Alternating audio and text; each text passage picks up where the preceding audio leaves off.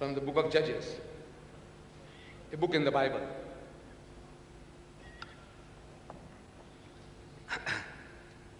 After him, Judges chapter 3 verse 31. After him was Shamgar, the son of Anath, who killed 600 men of the Philistines. One man, he killed 600 of the Palestinians. One man. With an ox goad. And he also delivered Israel.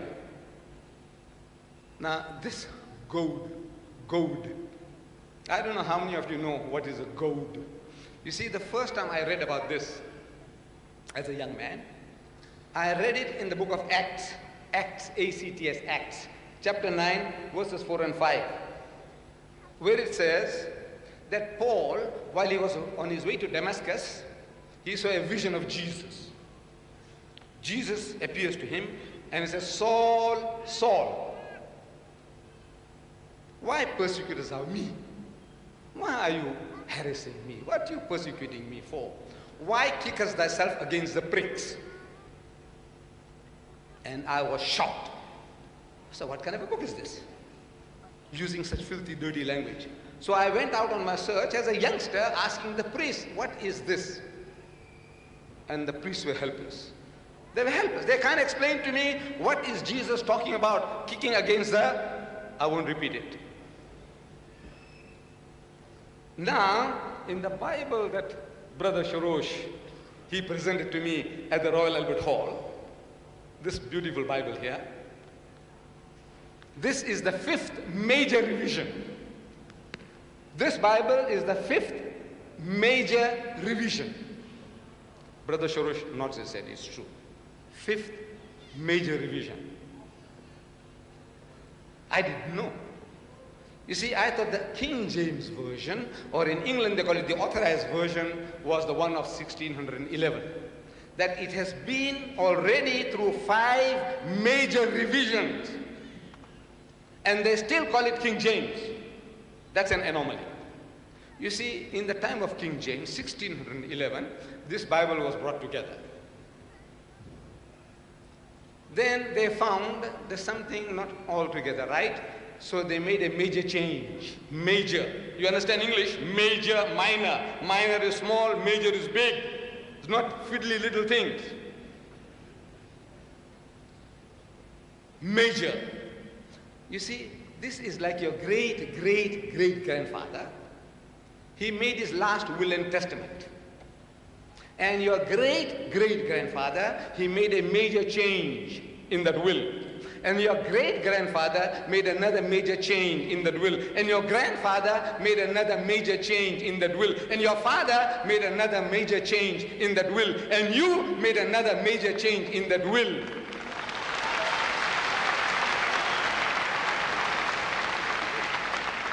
And you're still insisting that this is the original last will and testament of your great-great-great-grandfather.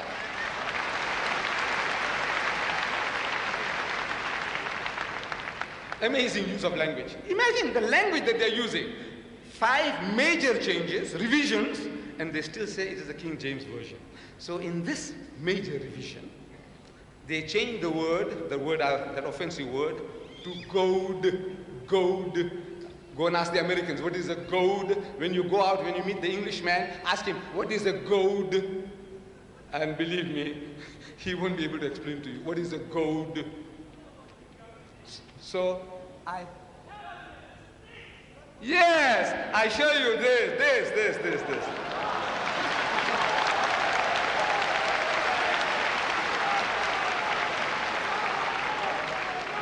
Sit down. Thank you very much, my dear brothers and sisters. You see, to make it easy for my brothers and sisters who never heard the word, original word, they never heard the word goad, that this guy Shamgar, he used an ox goad. So I brought it for you.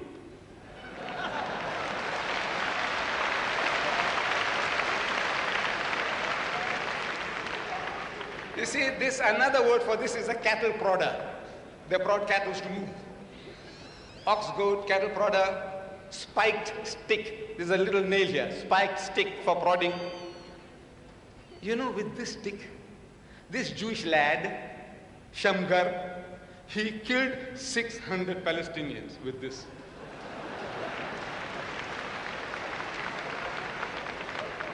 You know, you can't destroy 600 snowmen with this. You know that? This thing will break 600. It's a miracle, yes. This is the miracle. It's a miracle. We must accept that, you see, this is programming people. If one Jewish boy can kill 600 Palestinians, what were the Palestinians doing? Look, I said the fools, they couldn't run. They couldn't run for their life. What were they waiting? Where? And where did the fellow strike them with this to kill 600? 1, 2, 3, 4.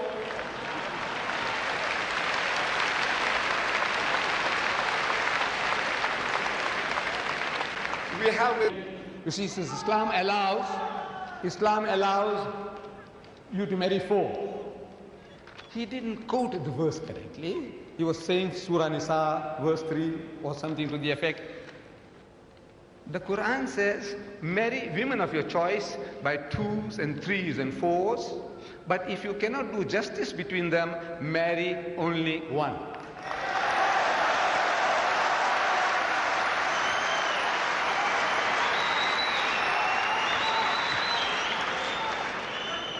The only religious book, I'm saying the only religious book on the face of the earth, which has this expression, marry only one, is the Quran. There is no other book on earth.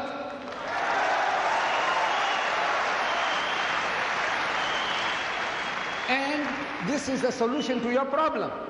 He has settled down in America. He has married a beautiful young lady, an American woman. Congratulations. But now, wait. The American statistics, they tell us there are 7.8 million more women than men in America.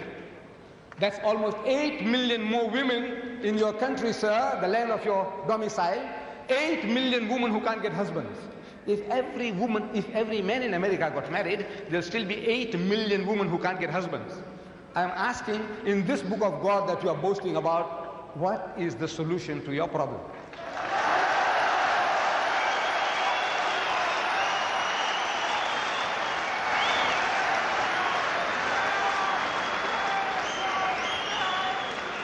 We Muslims are made to believe, on the authority of this holy book, the Quran, that Jesus Christ was one of the mightiest messengers of God. We are made to believe that he was born miraculously. We are made to believe that he was the Christ, the Masih, the Messiah. We are made to believe that he gave life to the dead by God's permission, and he healed those born blind and the lepers by God's permission.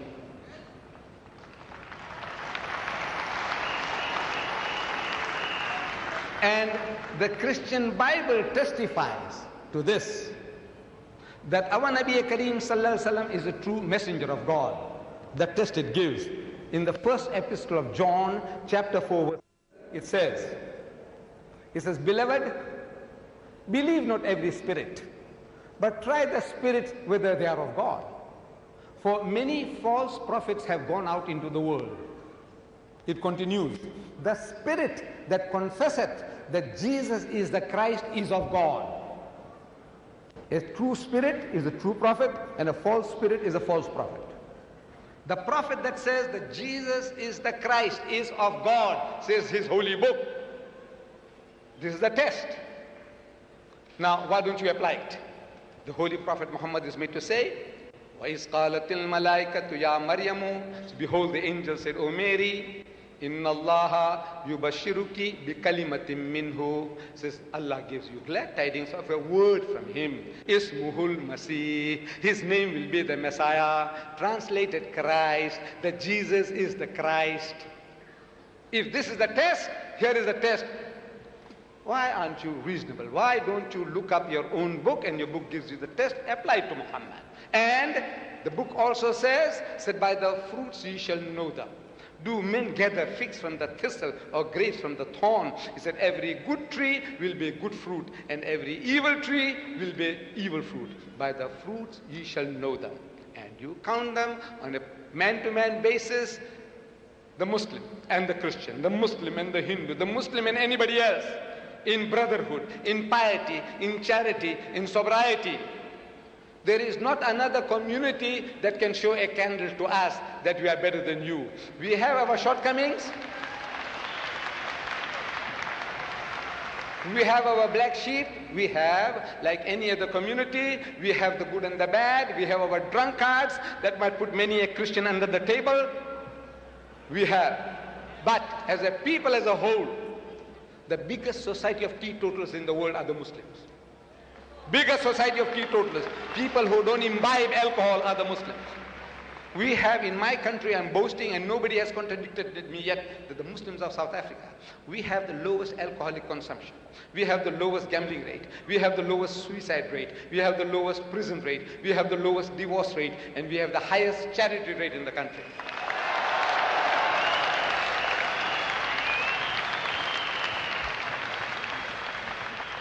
Jesus said, by the fruits ye shall know them. It says, judge them by the fruits, not by individuals. This ruler had done certain thing wrong and that guy had done certain thing wrong. I said, why don't you look at your own man? You know, Hitler, who was he? Christian. Mussolini, who was he? Christian. Talk about them. I said, look,